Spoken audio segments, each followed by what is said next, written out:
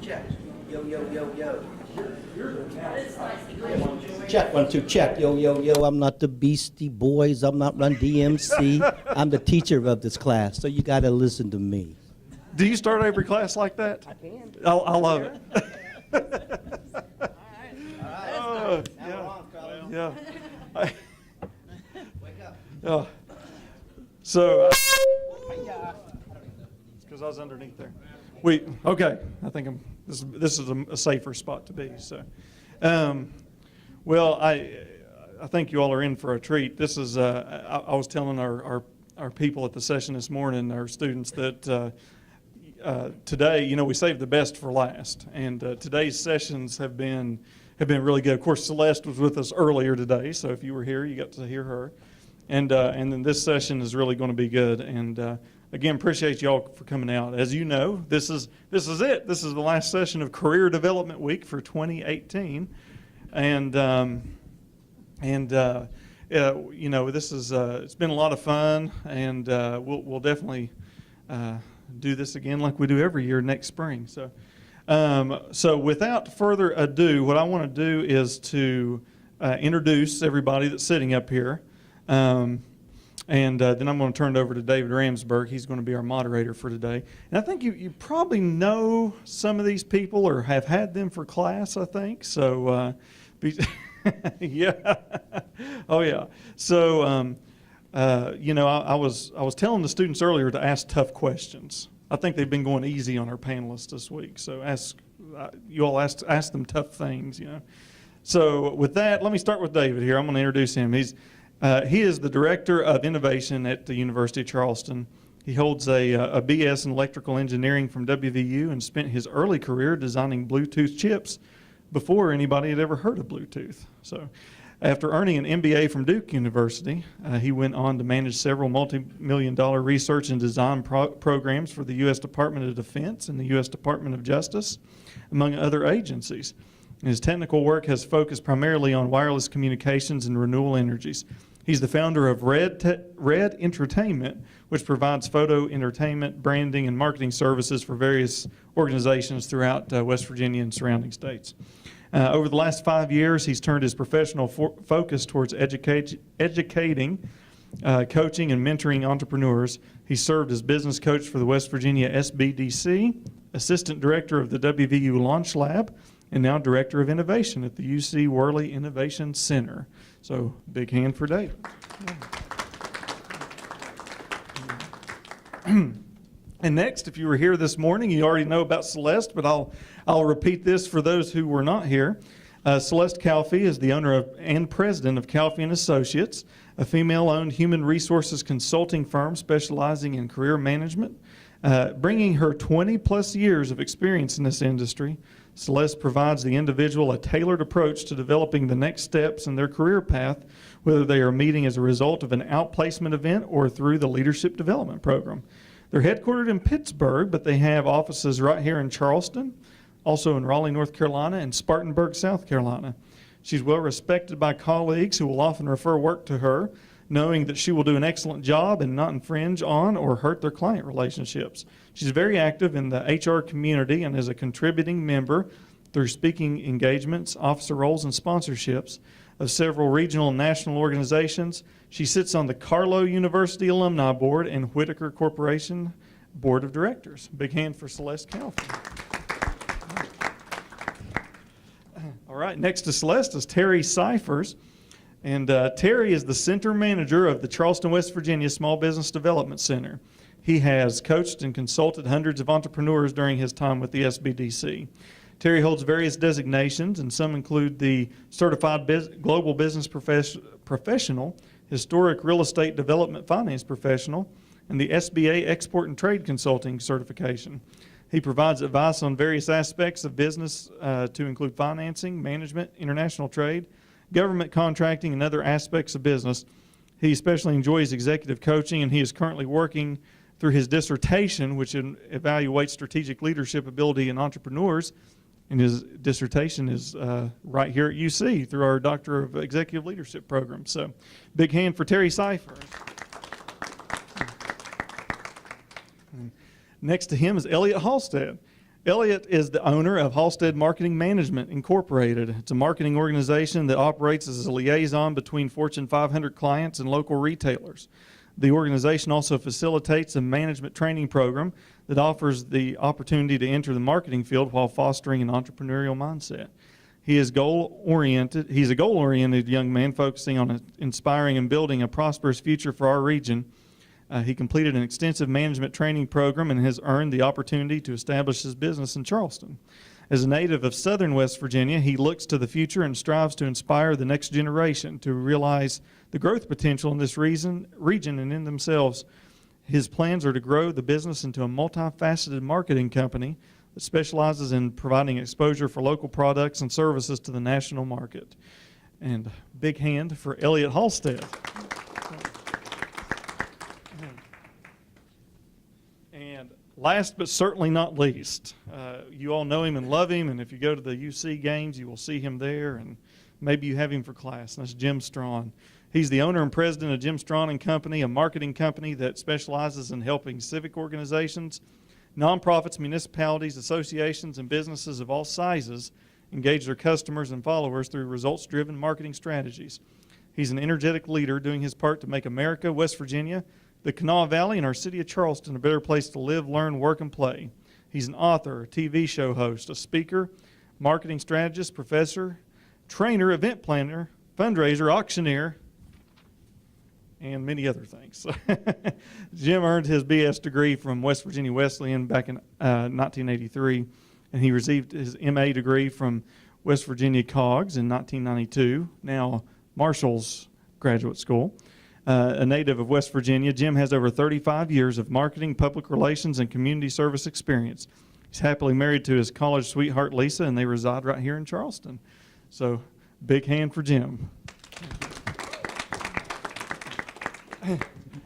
And with that, Dave, take it away. Okay, so tonight, since our audience is students from the University of Charleston, I work with several of these fine young men and women every day, so I know some of the questions they have. So I want to tailor kind of what we talk about tonight toward a student focus. If it was a room full of small business owners, we might ask deeper questions.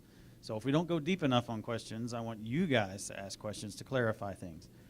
But I want to start out with a term that across the board, I think if you ask 100 people the definition of entrepreneurship, you'll get 100 different answers. So I'm curious, what is your definition of entrepreneurship? So it is a very heavily discussed term. We really start seeing the emergence of the term by a gentleman by the name of Joseph Schumpner. And what Joseph Schumpner said, he said an entrepreneur engaged in creative destruction. And through the course of time that I've worked with entrepreneurs, I think there's some truth to that. And many times what you see is this creative destruction, and with Schumpner, he moved it to Dave's specialty, which was innovation. And I think when we think of that entrepreneur, it is someone who's going out into the marketplace and potentially creatively destroying what's there, realigning assets to new value propositions, and creating new products, services, or processes for the betterment of all. Anybody else? Travis called me a month ago, said, Jim, I want you to serve on the entrepreneurial panel. I'm like, are you sure? I have no idea what the word entrepreneurial means. I can hardly say it. I'm so not entrepreneurial. I'm so not a business guy.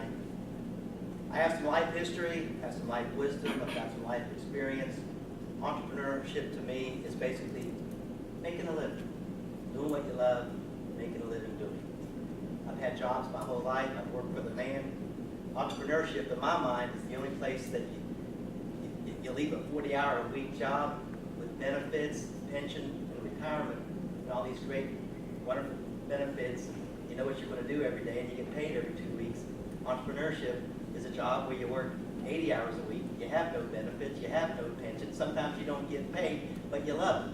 You do it for the autonomy because it aligns your soul with your purpose in life. And that's where I got to about 15 months ago when I thought, this isn't for me. I got tired of working for corporate West Virginia, corporate America, and I wanted to venture out there on my own. Stressful? Heck yeah. 15 months later, heck yeah, it's still stressful. Very stressful, but the autonomy that it gives you, the flexibility, different things you can get engaged in. Yes, you say yes to this, no to that. I like that.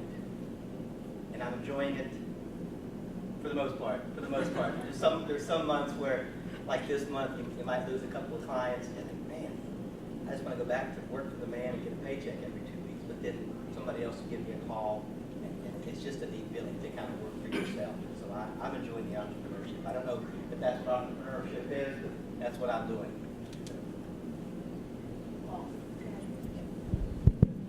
I think if you look up entrepreneurship right now, it's going to tell you something about going into business, but with greater financial risk than what's actually required. And like all these guys are talking about, he said 80 hours. It's stressful. It's something that you've got to actually put in the work for, and it does require a little bit of getting out there on your own because there is a greater financial risk than working the 9-to-5 corporate job. And you've got to be willing to actually step out of your comfort shell and go forward with entrepreneurship. It's changing something, it's finding something and finding a way to enhance it, make it better, or it's stepping out completely on your own and building a business from the ground up. And I just want to add, as you can see, I'm the only woman here, so I've always been out on the forefront, ahead of my time, so to speak. I went to an all-girls college. I always fought for a job. And when I used to work for the man, I used to interview for positions, and I just assumed I was going to get paid what a man got paid. And if you didn't want to pay me, I walked. So see, I was always ahead of my time. When I think about entrepreneurship, I think of the word freedom. I can do what I want when I want because I answer to moi. Now, there are weeks, there are days, there are months where I don't sleep because you do lose a client. Clients can be fickle. They love you one day, hate you the next for no reason, none. It could be like, oh, well, they gave me a price that was 10 cents lower than you. What I've learned, and when I first started out, I used to play the game, I'll meet their price and things like that. Now I'm like, no, you get what you pay for. So I've learned to walk away. Of course, it doesn't mean I didn't go back to my office and go, OMG, what's, really? But it's freedom. Freedom to do what you love, freedom to live your life, freedom to meet people. I travel all over the United States and Canada. I have a blast, and I'm still doing it. And when we were talking in the back, I said, people say to me all the time, Celeste, when are you ever going to slow down? I'm like, to do what? I don't have a hobby. My hobby is my work. So that's what entrepreneurship, do what you love. David, I got one more thing to add. Okay. I have one more thing to add. Elliot mentioned it sparked a thought with me. He mentioned getting out of your comfort zone. Folks, you can't grow. You can't grow until you're out of your comfort zone. You rest on your laurels, you get into a routine. I could have rode out 9 more years very, very easily with the hospital that I worked with. I worked there for 20 years. They didn't ask me to leave.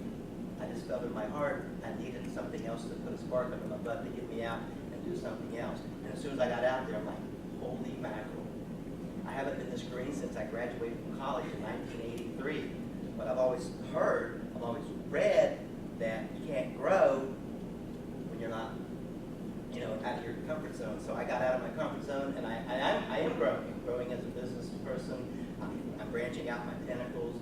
I never thought I would be an adjunct professor. Here I am at a high-level university, teaching 3 classes this semester, 1 in the MBA program, a couple on campus here with the undergraduates. So I'm doing things I never dreamed I would be doing.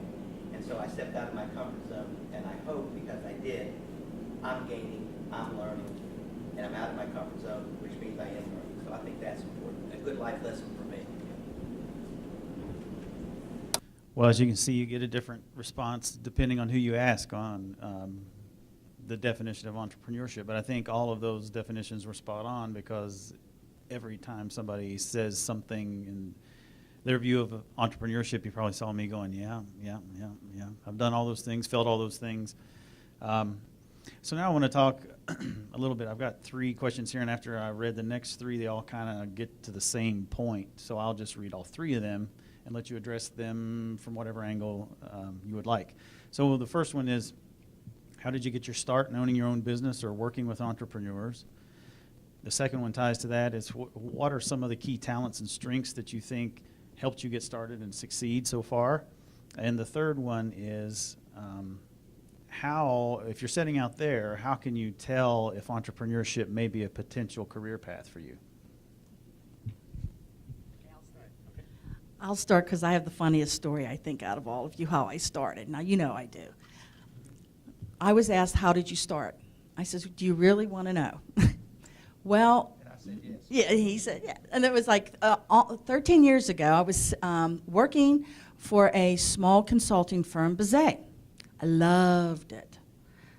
See, I guess I get off on the power. I had a lot of power. I made great money. I had people work for me. It was a great company. Unfortunately, the owner died. When he died, his wife took over and didn't want my part of the business anymore. So I used the term laid off, but we were fired. She fired all of us. And I was sitting at home, and a client of mine from a bank called me up, and he says, what's going on? And I told him. He goes, well, here's the deal. We just bought a bank in Harrisburg. So you're going to get off your butt, exactly those words, go and get some business cards made or what, because we want you to do our work. I've never looked back. Now, I do not advocate starting your business that way. I had no business plan. I just jumped in feet first and did the work. How I kept getting the business, I think this goes with the second part of your question, is I had such a, I guess this is kind of patting myself on the back. I had such a great reputation with my clients that a lot of them took the leap with me. And I can tell you who they are. It's no secret. I do work with a lot of major clients like Westinghouse, an international company like Westinghouse. They could have went with any outplacement firm in the world, and they chose me. And they're still with me. And I'm with them through bankruptcy, coming out of bankruptcy, the whole 9 yards. That's what happens. I mean, when you say relationships, it's building relationships. Maybe you'll work for someone else and you build those relationships and how they trust you, and maybe they'll come with you then later. Plus, I had a lot of colleagues who respect me, because one thing I learned is if you trust yourself and you know you're good, you don't have to badmouth your competition. You don't have to talk dirt about them. You don't have to throw shade at them. You could just be yourself. It'll come out. I never talk dirt about my competition, ever. Doesn't mean I don't think it, but I don't say it. Because, see, at one point in my career, I was president of the Association of Career Firms of North America, and that's the regulatory association for all the firms like mine in all of North America. So I met them all. And I never talked, and I saw some really good ones. I saw some ones that I was like, oh. But if you believe in yourself, you don't have to talk dirt about anyone else. If you trust in yourself and your work, it'll come through. So a lot of my colleagues know that they could refer work to me here in West Virginia, parts of Ohio, and obviously in Pittsburgh. If they don't have an office there, they refer work to me. I was talking to a young man this morning, and I was saying that I'm doing some work in Canada, from Canada. That's actually a referral piece of business, because they know I'm not going to play them dirty either. So you have to have almost a sense of righteousness about yourself also. And what was the third part of your question? I guess my main thing is I like people. And if you like people, in my job, I like people. If I didn't like people, I couldn't do this. And I like to talk.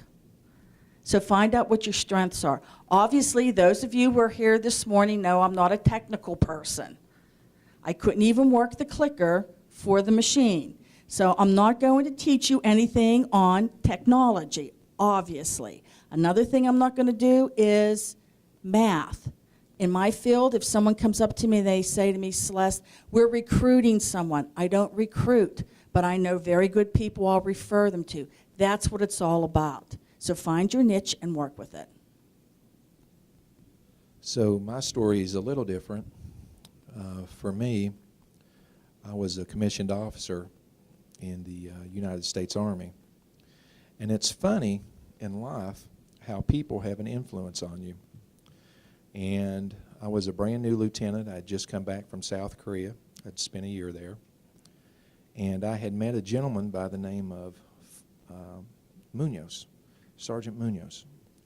And Sergeant Munoz was from Ecuador, and he spoke broken English, but was the absolute best salesman I'd ever met in my life. And we would come into the office, and he had money, and I was broke. And I didn't kind of like that equation very much. So I started spending some time around him. And he moved me on a business venture. My first one was a multi-level marketing, which failed miserably. And from that, I'd actually found a new idea. And I had picked up that idea, and by the time I had moved that business forward, I was making about as much money at the business as I was an officer in the military. And the hills of West Virginia always carry you home. If you're from here, you'll return. I have full faith and confidence. And upon my time in the military, after I left, I had a choice between two Fortune 500 companies. One was go into middle management. The other was to go be a retail stockbroker with the world's largest firm. And I chose the entrepreneurial path, which it's almost a franchise model is what it is. I was successful there, but much as my friend here, the corporate 500 structure, I didn't much care for it. The money I was making, they was taking 2/3, I was getting 1/3. I didn't think that was a very fair split. So I went and bought a little business, and I ran that business for 7 years. I grew that business. A chain store come in and put me out of business. And what I'd end up doing is there was an opportunity at the West Virginia Small Business Development Center to go spend time with entrepreneurs. And I'll just say this up front. Entrepreneurs are my favorite people. And I'll tell you why they're my favorite people. Because they just solve stuff, right? They just solve things. They just go do things. They don't just sit. And what you're going to hear is thematic. Had something, I think her terms was, got off my butt and went. I think I'm quoting that correctly. An opportunity, moved. The soul and the heart just wasn't there, wanted to move. And so you're going to see that thematically. It's almost entrepreneurship, and I don't want to get too religious here, but it's almost a calling. Your soul is not satisfied until you're doing this venture, till you're dealing with these type of people. These people. This is who gets to come in my office every day. This is who I get to spend time with, right? And it's a lot of fun for me, too, when there's new entrepreneurs that come in. And I think the third question is how do you recognize them, or how do you encourage them, something to that effect? You just ask them, who do you want to be? What do you want to do? And here's what it takes to get there. Here's what this really looks like, right? And here's how we move forward. So that's my story. My story's probably a little bit shorter than these guys sitting around me. But like you mentioned just now, I think if you're going to get into the field of entrepreneurship, there's probably some sort of a calling there at some point. I know, I got my start, honestly, probably when I was in elementary school playing baseball. I remember going door to door, and they had you sell these coupon books. And I never, I found that so exciting to be able to go out and, make money from something that I wasn't, going and working a job for.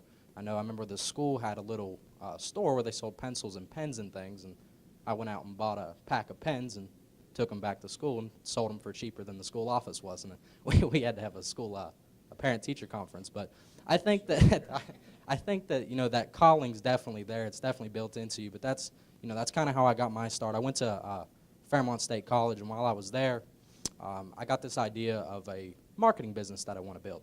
And I was that guy that I saw my marketing professor one day, and I was real excited about it. And so I I took off running to him and I said, "Hey, Dr. Weaver, I got an idea."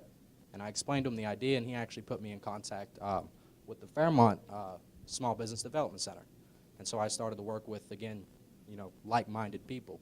And one thing I realized was that, if you're going to get into entrepreneurship, I don't know if you guys have ever heard this or not, but they always say that you are an average of the 5 people you spend the most time with.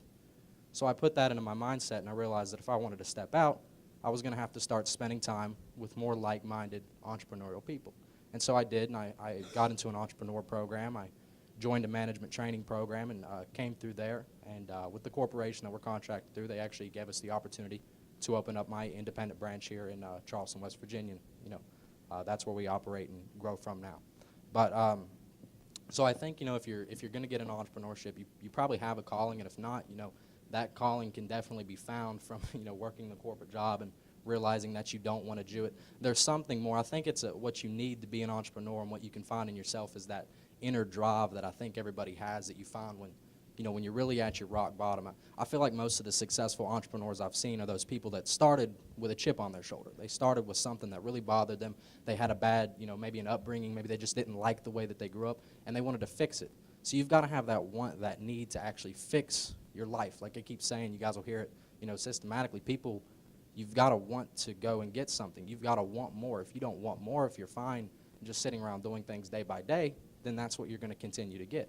If you want different results, then you've got to do different things than what everybody else around you is doing. So I think you can find it within yourself, but it really, to me, entrepreneurship requires that drive. It requires a motivation, determination, the confidence to, again, step out of your comfort zone and actually go do the things that are required to achieve the goals you want. I don't even know where to begin, but of course I will. Much like Celeste, I can take any short story and make it very long. I can probably talk for the next hour and a half about this. This is my 20,951st day that I've been alive. How did I get started in entrepreneurship or my own business? Well, as I mentioned, I was pretty happy. I'm going to go all the way back to 1996 when I wasn't so happy at my job, which leads me to a point. Follow your passion and love what you do. And I did not love what I did at the time. I made more money in 1996 than I ever made in my life. I was selling television advertising for a local television station here, the ABC affiliate, WCHS. I made lots of money that year, but I was clinically depressed. I'm a behavioral health background, so I know when I talk about clinical depression, I know what it is, I know the clinical term for it, and I know that I had it. So I was depressed, but I made lots of money. How can that be, Jim? Money is the root of things that aren't good. Follow what you want to do. Financial resources will follow you if you love what you do. So in 1996, because I didn't care for my job that I had, I was scouring the state for another job, and I couldn't find one. And finally, I wrote a job description for myself and a marketing plan for a local hospital. And I went to the CEO, and I said, Mr. CEO, you need me, not someone. Mr. Strawn, you need Jim Strawn to implement this program. Here it is. Here's a 3-page marketing plan. Here's a half-a-page job description. I'll do this for your hospital. He agreed. And I don't believe in luck, but I do believe in being prepared when the door knocks. In this case, I knocked on it. And I created my job. I didn't go to work for 19 years. I got a paycheck every 2 weeks, but I did not work. I loved this so much. I was the director of marketing and community relations, and I got to go out and be myself.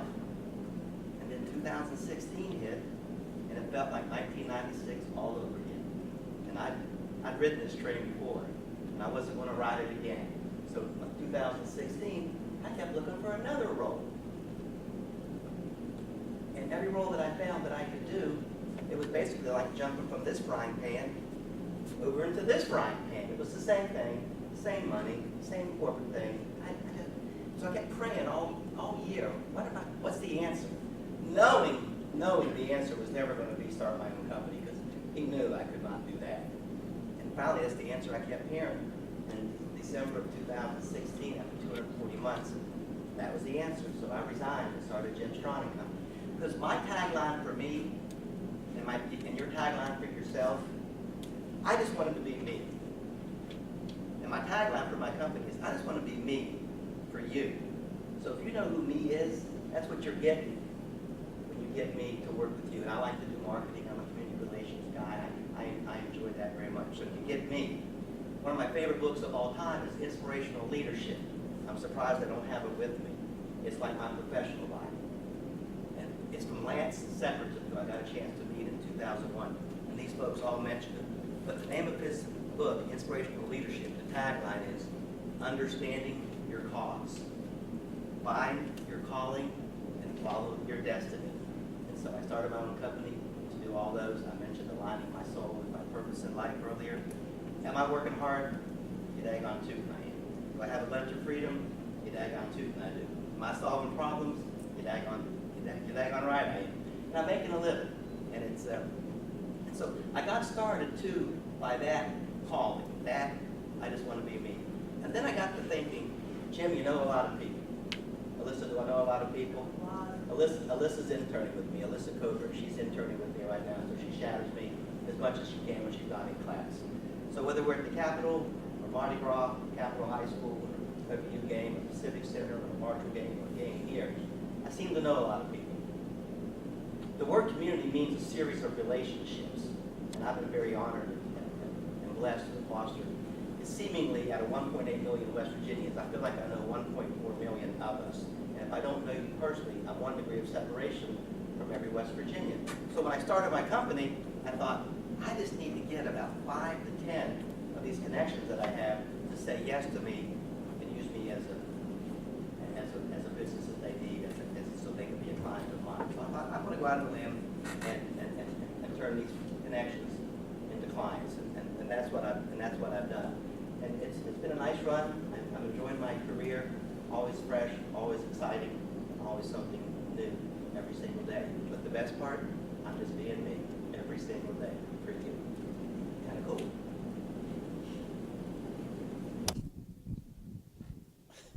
I'm going to use this. Is it even on? It's on. Okay.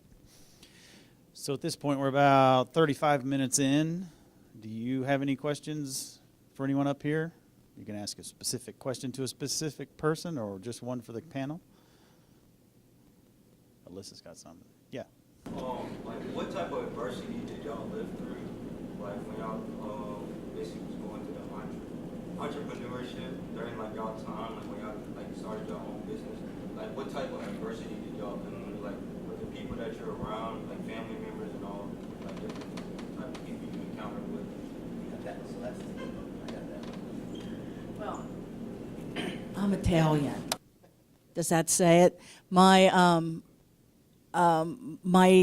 dad was very worried his baby was traveling all over God's country by herself. So I faced a lot of, I guess, concern. I'm trying to think of the word. Over concern from my own family. At the same point, though, they were very proud of me. But they were very concerned that something would happen. On a professional level, and remember I said earlier, I see myself as a person, I don't see myself as a woman. But I would be lying to tell you that if I didn't tell you I didn't face some of that as a woman, why should we work with you? You're a female. And a blonde at that. I mean, I did get a lot of that. And I would just always hold my head up high. A lot of jokes, excluding my industry when it started. It's not that old. When it started in the 1980s, it was started by a group of old white males who only gave the outplacement services to old white males because that's who ran our corporations. And then somewhere along the line, did you all know, you've heard of Bethlehem Steel. Now there's been good stories and bad stories about Bethlehem Steel, but Bethlehem Steel led the fight saying, you know, you want to work with folks, but we have females, we have minorities that work for us who need your services too. And then they said, well, we had, and they said, no, you don't have them on staff. So that's when females started to come in vogue in my industry, probably like 1990. So we're not that old with females being in my industry and minority. So, I mean, before that was strictly white males. So you could see where I had that bias going. And then I know darn tootin', to use your phrase, that a lot of times I got the work because they needed a woman. But you know what? I'm an entrepreneur. I'll take it. You know, you want to hire me because you need a woman? Fine. I'm your girl. But I've also lost jobs because I was a woman. But it kind of balances out. But that's the main thing. I had more of a gender thing going. I try not to use it. I don't see, and I can honestly tell you this, I don't see color when I talk to people, and I don't see age. I don't see height and weight and all of that. You have to believe me on that. I don't, because that's just how I was brought up. But I know it's there. And when I coach my people, I do tell them, you know, you have to watch out for those biases. But that was the biggest one because I was a female in a male role.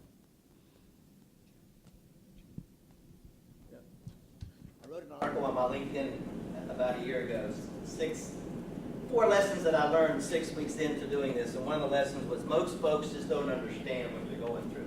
Your friends try to understand, your spouse, they try to understand what you're going through. I think Terry mentioned that the only people that really know what you're going through are other entrepreneurs. They're the only ones that you can bond with. No one else gets it. It's a mystifying thing to comprehend. I still don't understand it myself for the most part, but I know that failure is just not an option. I mean, I get up every day and I'm just going to swing. I'm going to continue to swing.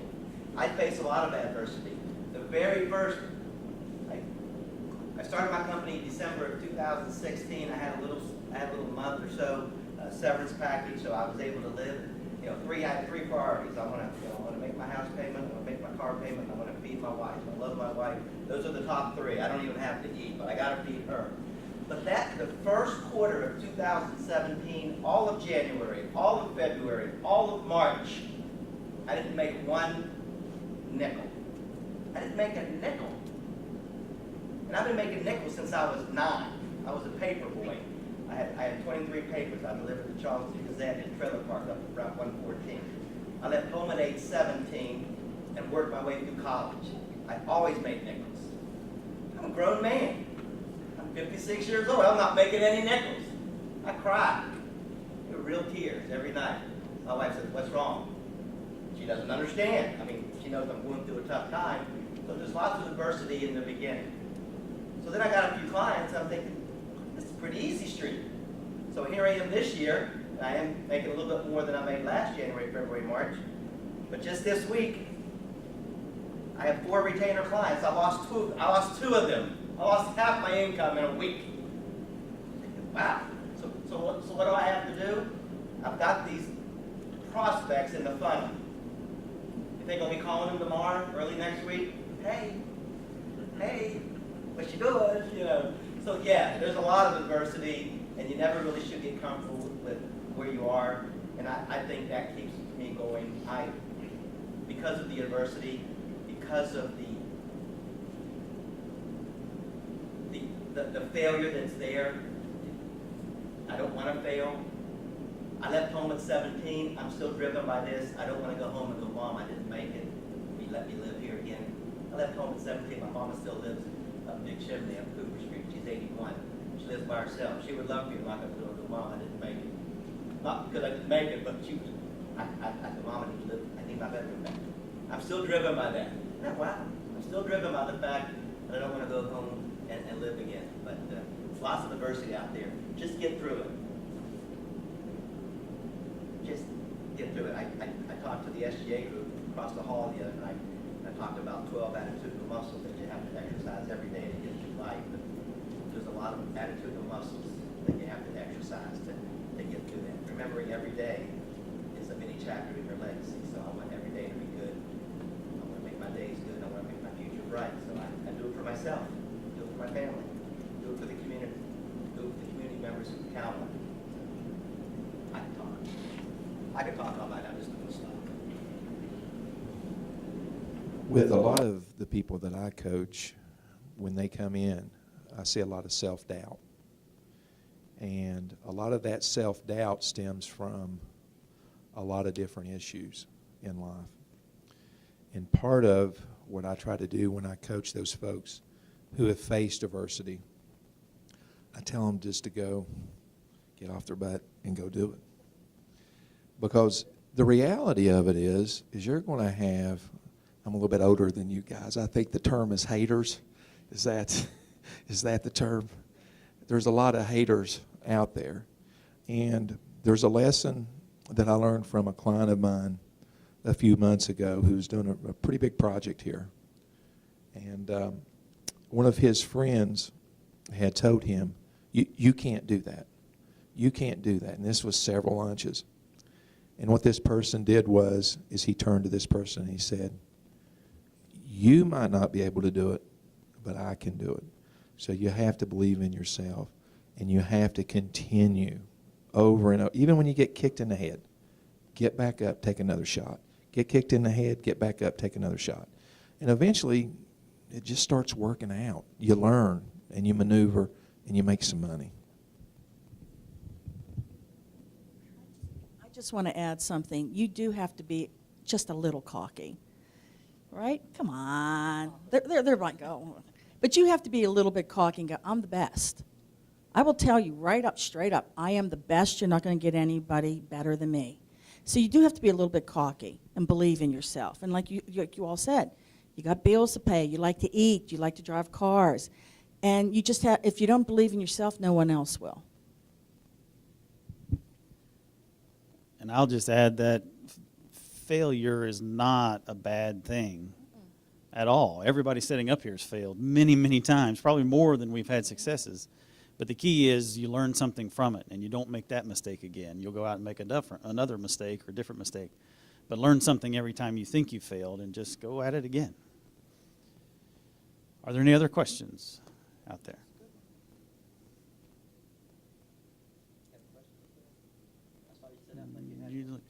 You took a breath and everything. Like, no, I don't have any questions.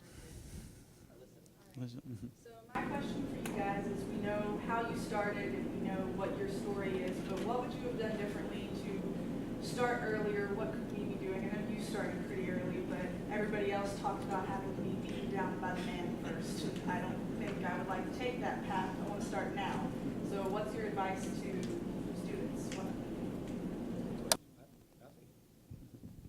I think it starts with a passion. You sort of have this idea of figuring out what you want to do with your life.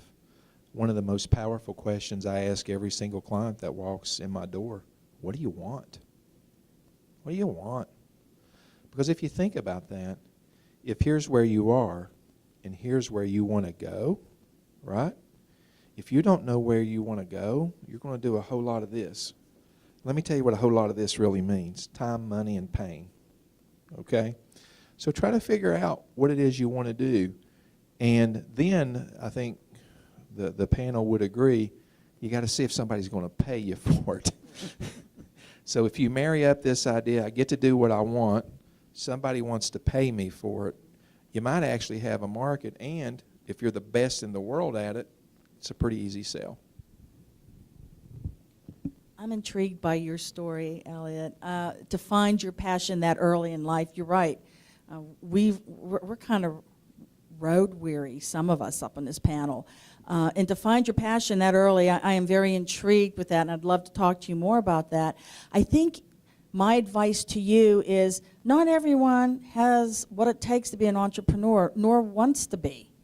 I was like you. I loved getting that paycheck every 2 weeks and the 401k and the benefits wasn't that nice, having health care paid by someone else.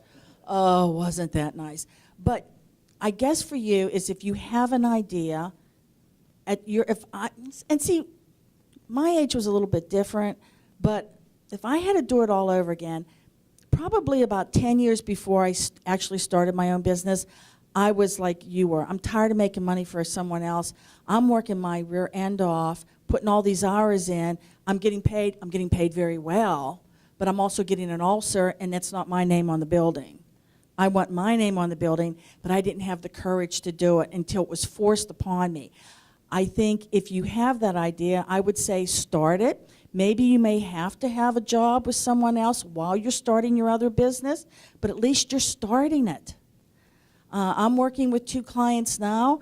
They were administrative assistants, pretty high end, up. So, you know, when you're up there, you're making 80, 90 a year because you're the admin to the CEO and president. When they lose their jobs, you usually lose your job. And they want to start their own clerical business, you know, doing data entry and doing documentations and presentations, making people like me look good. But they realize that it needs money, and they've talked to folks at SBA and here, like you, at your organization, and they realize it does need some sort of startup. So they're continuing to work, but they're exploring their passion. So I think for you, maybe if you have the resources, jump in. You can always go get a job. You're young enough. Don't be afraid to fail. Heck, that's part of growing up. Now's the time to do it. Now's the time to do it. Don't do it when you're in your 50s. Do it when you're in your early 20s. You've got a lot of time to make up for it. But just jump in and do it. And if not, maybe work another job and then do your hobby like these quilters. Maybe make a livelihood out of this. Just do it.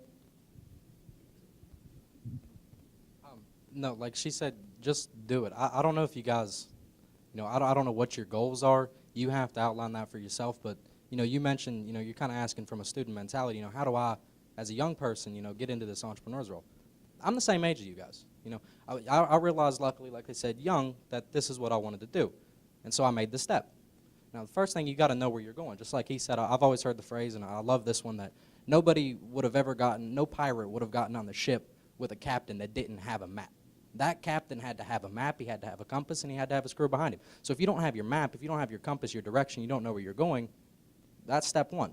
You've got to figure out what you want, and as soon as you figure out what you want to achieve, if it's you want more, you want a way to grow, you want a way, you know, to seek your own financial freedom, make your own rules if you would, you know, and really take hold of your future, you've got to set your goals, and then you've just got to make the first step. You know, for me, that's what it took. All I had to do was make that first step, and it was me running after Dr. Weaver, just like I told you guys earlier. He put me in contact with people, put me in the right situations. I started to meet other people. I started to talk with like-minded individuals, and eventually I realized, and very quickly, luckily, I realized, this is possible. This is something that I can do. And that's what I'm going to hang on from this point forward. I'm going to continue to move. I'm going to continue to strive, and I encourage all of you to do the same thing. But first, you've got to know what you want to achieve, and you've got to make that first step to actually get it. I'll just add one more comment. One of the things that is working really well for my clients is they read often. So I've asked them to start reading a series of books. And I'll ask you to start with Mark Casson, C-A-S-S-O-N, An Entrepreneur Theory. I think you'll find the idea of information discovery pertinent to the evening.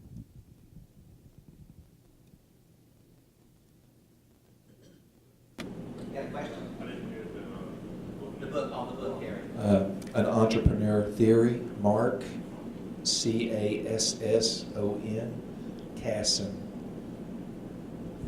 I don't know that I have a lot to add to what the panel has already given you as far as advice. I'm pretty late in the game when it comes to being an entrepreneur. I'll be 58 years old this year. I got like 6 or 7 more years left to work. Well, until I retire and then have a retirement job, which might be entrepreneurialism, who knows. But yeah, you could probably right now, like these guys have said, know what you want to do. You might even go ahead and just go over to the Secretary of State's office and spend $50 and get the name of your company, get your company, establish your company, and have it. Work it on the side, work it when you can, work it when you're not working for the man, if that's what you want to do, but you always have that. The other thing I think I heard that was really good advice is go ahead and get a few domain names on the website. Go ahead and secure yourname.com, alyssacover.com, jimstrawn.com, or maybe even some other e-commerce ideas, some web addresses that you think might be pretty nice to have. Usually cost like $5 or $10 to get them now. Go ahead and get them now. Be fostering that, be flourishing that, be thinking about that. Somebody else mentioned get the connectivity. Be members, belong to associations, belong to Entrepreneur, belong to chambers, belong to West Virginia chambers, belong to other states. Just network, associate, become a member. And another really cool app, and another thing that's really neat to do, there's an app called, I think, Full Contact, which keeps track of all, we talked about this, with Melissa, keeps track of all the people that you've ever met. And you never know what that person you met at the airport can mean to you in 10 years. I wish I would have every person that I've ever met in my life in my phone, but I've done a pretty good job. It's kind of funny when I say it, God wouldn't remember, but I have every name in my phone. The days of the Palm Pilot. When was the Palm Pilot? The 90s? Mid-90s? So for the past 20 years, every device, every mobile device that I've ever gotten, I've always just transferred all the names from that, and now they're all in my phone. There's 5,600 names in there, and I know them all. And sometimes those names, those people, might get bigger than they were when you first met them. But how cool would it be to call them? Hey, I know you're pretty famous now, but we had coffee back at UC back in 2018.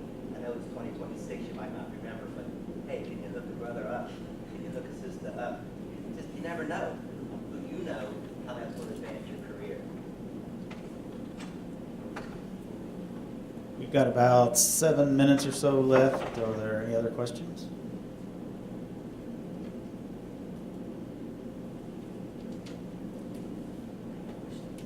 Okay. I have a question. You're here. So what kind of businesses are you thinking about? You're here. What are you thinking? You've asked us. Now they're quiet again. I have that. Okay. I want to own a zoo. Own a zoo? Yeah. Start a zoo? Awesome. Or great fashion. Should have said that. That would be fun. That's Enjoy it. great. Live in. It's great. That's great. That's great. Anybody else? I started my own business 1 month ago. Yeah? I started selling my own watches. You're selling your own watches. Cool. That is the coolest thing ever. How old are you? 21. Yeah, you see, never in a million years would I have done that in 21. Congratulations. Proud of you. I think what you learn pretty quick, whether it's the watch business or whatever business, entrepreneurs learn how to sell pretty quickly. And if you don't remember anything else tonight, I think you heard a theme emerge. You eat what you kill. Yeah, how many folks did I try to sell the first quarter of 2017? 75, maybe. I had 75 cups of coffee with people. Nothing till April. But then they started coming. Yeah. It's a numbers game. And this morning when I was talking about LinkedIn, that's why I'm so passionate about using it. It's a great way to grow your network and keep going out there. I'm considered a senior HR consultant in my industry, one of those, a matriarch. When did I get old? But I don't have to do the conferences. I don't have to stand there and do and pass out tchotchkes and glad hand, but I still do it. I average about 6-7 conferences a year. I'm either speaking at them, I'm sponsoring them, I'm exhibiting them. Yes, it takes money, but I budget it. And then I put my name in weird places. You figure, oh, Celeste, you only do HR stuff. No, not necessarily. Do any of you golf? All right. Well, if you ever go near a golf course or a country club, you're going to see Calfe and Associates. I am in an advertisement. I think it's reached down into West Virginia. That's what they told me. It's coming down here. But I don't golf. But I thought, golfers, that's money. They have businesses. Maybe they'll hire me. So my ad's there. And then they did an article on me. Has nothing to do with human resources, but I am in, it's called Life and Style magazine for the year 2018. I'm going to be in every issue. So think outside the box. What you just heard from Celeste is she's talking to people who can hire her. That's what she's doing. That's what you heard from Jim. He's talking to people who can hire. And what they're really doing is, in order to make a deal, you have to have a buyer and a seller. And these guys are going out and they're finding buyers. Yeah, find the niche, find the market. And there's market for just about everything out there. Yes, I want to make a living. Right now in corporate America, because they're downsizing, right-sizing, and getting smaller, there's there's a lot of small businesses out there. There's a lot of moderate-sized businesses out there. And I'm old enough to have watched the evolution of how the message is being marketed to the masses. I'm a traditionalist, but I've embraced the new age and the new frontier of social media marketing, email marketing, digital marketing. And companies still don't understand how that works, but it's coming along. So there's lots of opportunities for me, for companies who don't want to spend $40,000 and $50,000 and $60,000 a year to hire a full-time employee, but they may pay me $15,000 a year to do that for them. They need me. It's a nice niche. I could probably just point and poke and get a client about any day that I wanted to, because there's so much need out there. And so, you know, find that niche and keep an eye on the industry, keep an eye on, you know, with your associations. Just keep an eye on opportunities and niches, because they evolve and they change.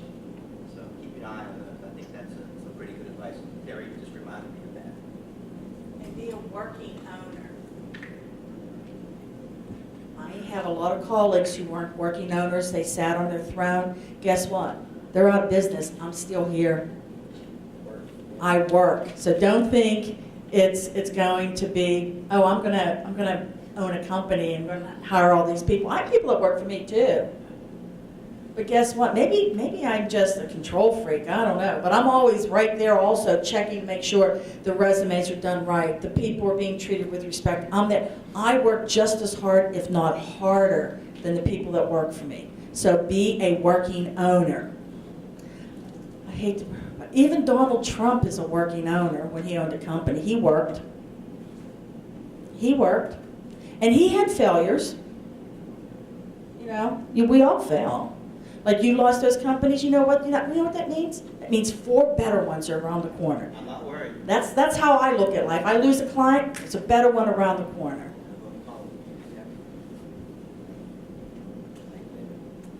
Yes.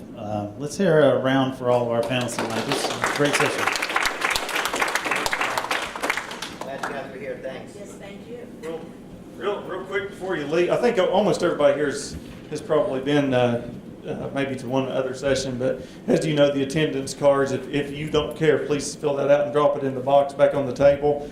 That way I'll just keep a record of who was here, and I'll send you a little survey afterwards. And the best part is, as you know, we've been giving away books all week, and this is the last session, so I'm going to give away a couple of books. So drop your name back in there, and you might get a nice email from me tomorrow saying you want a book. And I didn't even get a chance to talk about these, Yeah. but since you're giving books away, I'll give these away. Oh, yeah, that's awesome. Yeah. I write motivational books for children of all ages about having a positive attitude, how they inspire, how you should have one for your success in life. I'll leave this set with you. Yeah. And Terry, yeah. Hey guys, I want to leave you with one more thing as you leave. Go be a leader. Yeah. Lead yourself. Lead your community. Lead the people that work for you. Be a leader and do the right thing. Yeah. I think that. Nice meeting you. Yeah, those are the good words at the end on. Yeah. One more hand for the Hey, panelists. Thank you. And everything on that back table is actually free, so please load up because I don't want to take it all back to my office.